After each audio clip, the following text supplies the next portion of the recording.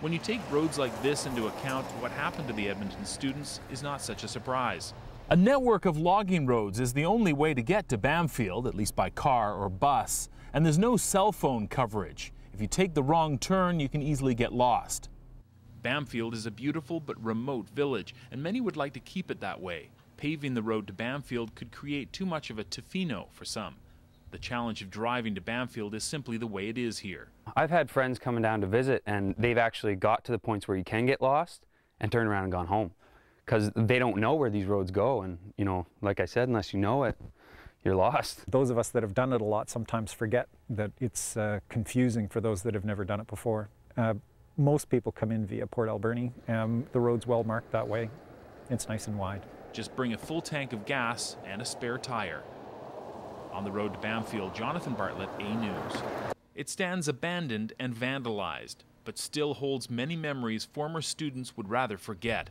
St. Catherine's was referred to as an Indian day school. Church-run and enforced by the Department of Indian Affairs, students were allowed to go home at night, but people who went to the school say they received the same kind of abuse that residential school survivors suffered. They were inflicted with verbal abuse and physical abuse, and inappropriate touching, and you know, lots of language, lots of culture. And in 2008, Prime Minister Stephen Harper offered a formal apology and $1.9 billion in compensation to former residential school students. But day students feel they've been ignored. That's Lila. She used to be Lila George.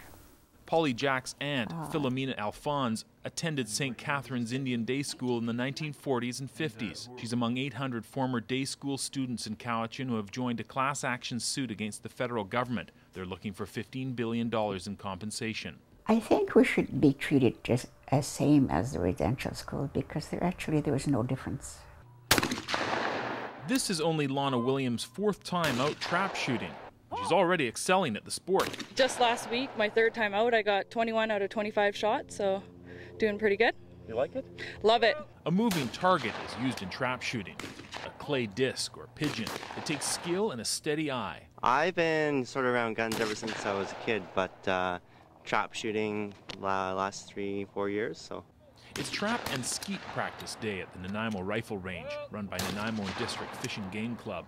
On a day when Ottawa is voting on whether to abolish the federal long gun registry, there are plenty of opinions to be found. I think it's a waste of government and taxpayer money, has been for years. It's costing us a lot of money and it's a joke. Like Jack Gilmore is the trap shooting singles champion of BC and the seniors vet champion of Canada.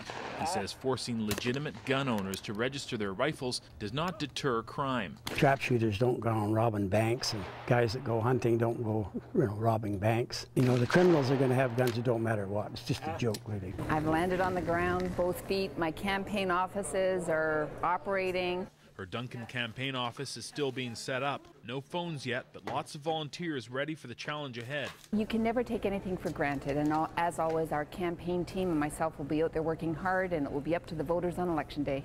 On the other side of town, Conservative candidate John Curry is pounding the pavement. We've got our crews out putting up signs. We're putting the finishing touches on our campaign office. Getting out into the riding, knocking on doors, and shaking hands is Curry's focus today. Many of them are mad that there is an election.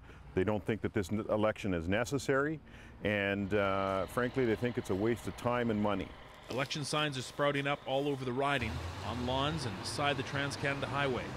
It's still early in the campaign, but where are all the Liberal election signs? Good question. In fact, where's the Liberal candidate? The fact is, there isn't one. The Liberals have yet to nominate a candidate for the Nanaimo Cowichan riding.